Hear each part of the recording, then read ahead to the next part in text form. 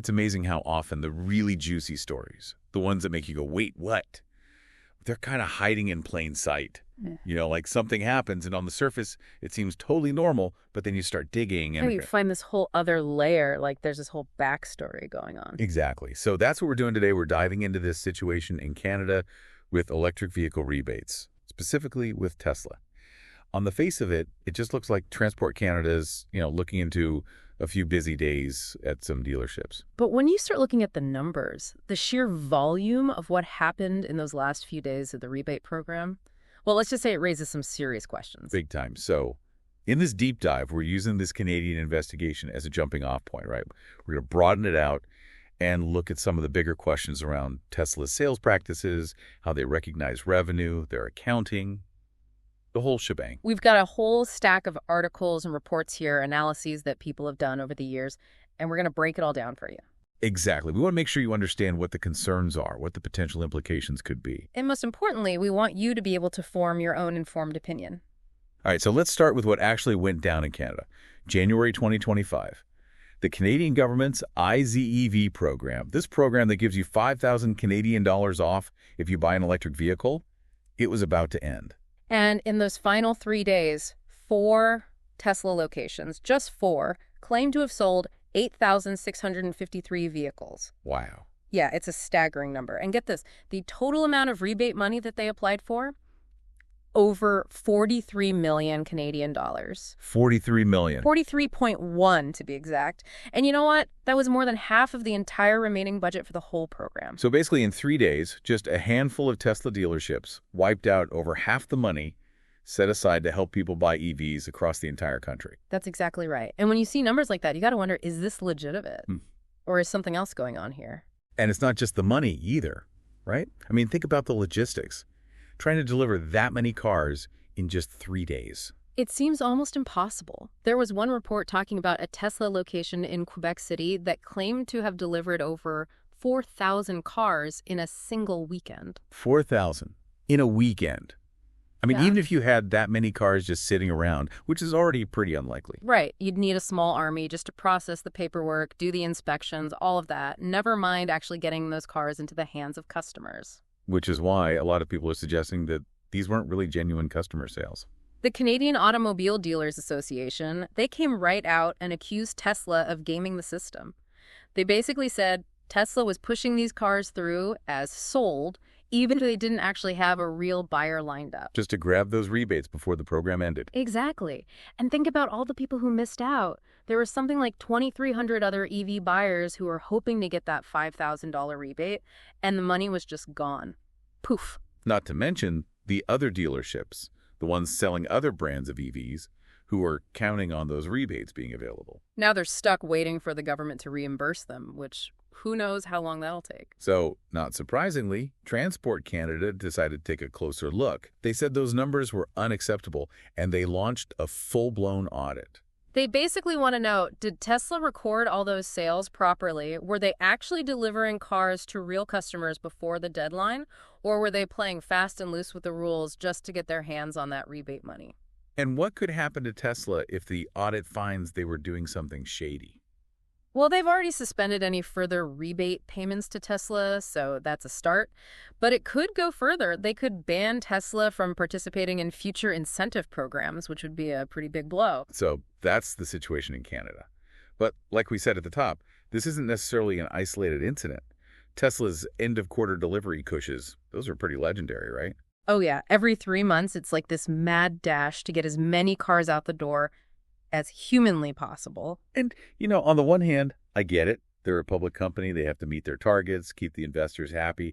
But on the other hand, this kind of intensity around deliveries, it just makes you wonder about the quality of those sales. Right. Are they really selling all those cars, or are they just pushing them through to make the numbers look good? Which brings us to this concept of cutoff manipulation.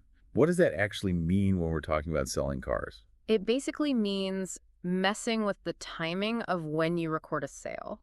Like, let's say a car gets delivered to a customer on the 1st of April, which is the start of the new quarter. Sorry. But Tesla, they might try to book that sale in March, in the previous quarter, to make their numbers for that quarter look better. Ah, I see. So it's not actually fraud, but it's definitely playing around with the rules. Exactly. And it's something that's really hard to catch unless you have access to all their internal records. And, it's not just speculation either. There's evidence that Tesla has done this kind of thing before. Oh, yeah, there was this really interesting analysis by MarketWatch back in 2019. They looked at Tesla's delivery numbers and they found all these inconsistencies. Like what?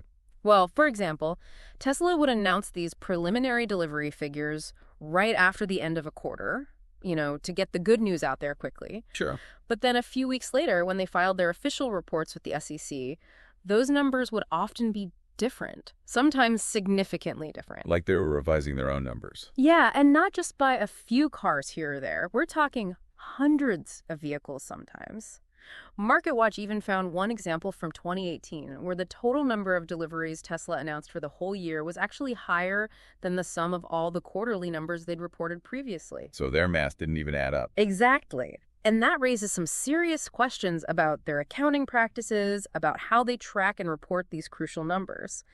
And then there's the whole issue of inventory, right? Tesla's always bragging about how they have almost no finished cars in inventory, which they claim is proof that demand is through the roof. Yeah, but some analysts are saying that might not be the whole story. It could actually be a sign that they're pushing cars out the door before the sales are actually finalized. Like, what if those Quebec City sales fall apart after the quarter ends? What happens to all those cars that were supposedly delivered? Exactly. It's possible that some of those cars end up back in inventory, but maybe not in a way that's transparent to investors. And then, let's not forget about those reports from back in 2016 about Tesla supposedly encouraging their own employees to buy cars at the end of the quarter with the promise that they could return them later. Yeah, Elon would have denied it, of course, but it wouldn't be the first time a company tried to boost its sales figures with some creative accounting. And when you consider Tesla's revenue recognition policy, the way they book sales. They only recognize revenue when a vehicle is actually delivered to the customer. Right. So if those Canadian sales weren't actually completed by the rebate deadline. It could be a major problem. It could mean that Tesla recognized revenue prematurely, which is a big no-no in the accounting world. And that's where this whole thing starts to look a lot like channel stuffing, even though Tesla doesn't actually use dealerships in the traditional sense. It's the same basic principle, right? You're artificially inflating your sales numbers by pushing product out the door, even if there's not a real demand for it. Okay, so even though Tesla's auditors haven't found anything seriously wrong, there are definitely some red flags here, and those red flags aren't new. One of the clearest examples is that SEC call-out back in 2016. The SEC basically told Tesla they were being too creative with their non-GAAP financial metrics. Non-GAAP. It basically means they were using their own special way of calculating their financial performance, a way that made their numbers look better than they would have under the standard accounting rules. So they were bending the rules, basically. Yeah, and the SEC wasn't happy about it. They specifically called out Tesla for excluding certain costs related to their resale value guarantees, which made their profits look higher than they actually were. So it's not outright fraud, but it definitely shows a willingness to push the boundaries. And then there's that whistleblower complaint from 2021, the one about warranty and repair costs. Yeah, that one seemed pretty serious. What were the allegations there? Basically, the whistleblower claimed that Tesla was misclassifying a lot of their repair expenses. Like, they were supposed to be recording these costs as warranty repairs, which would lower their profit. Right. But instead, they were allegedly putting those costs under different categories, like goodwill or non-warranty service, which made their profits look better. So they were hiding their true costs, essentially. Exactly. And the whistleblower claimed that this was happening on a large scale across the entire company. And the SEC didn't do anything about it. Well, they looked into it, but they closed the case without even interviewing the whistleblower, which is kind of strange. Maybe they just didn't think it was a big deal. Maybe. But the fact that the whistleblower then leaked a ton of internal documents to the press suggests that they thought they had some pretty damning evidence. And then there's the whole thing about Zach Kirkhorn, Tesla's CFO, who suddenly resigned last year. Yeah, nobody really knows why he left, but some people are speculating that it might have been related to disagreements over financial reporting. Like maybe he wasn't comfortable with some of the things that were going on? Possibly.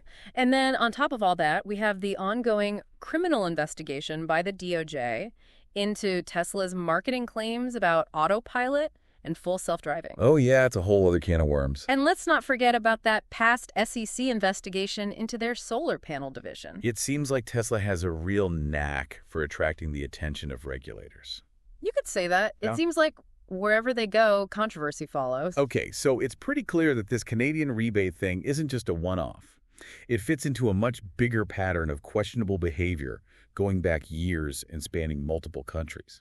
Exactly. It's not just about Canada. It's about a pattern of aggressive tactics, of pushing the boundaries of what's acceptable, both legally and ethically. And it raises some really important questions about Tesla's overall approach to business. Like, are they so focused on growth, on hitting those ambitious targets, that they're willing to cut corners, to bend the rules, maybe even break them? And what does that mean for investors, for the people who are putting their money into this company? And for regulators who are supposed to be making sure that companies play fair. It's a really interesting dilemma, right? You have this incredibly innovative company, a company that's pushing the boundaries of technology. But at what cost? Exactly. At what cost? So for you, our listener, we want to leave you with this thought. How do we balance the need for innovation, for progress, with the need for accountability, for ethical behavior? It's a tough question, and there's no easy answer.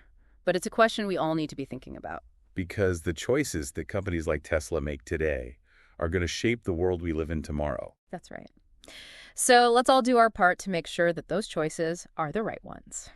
And that's it for this deep dive. Thanks for listening. We'll see you next time.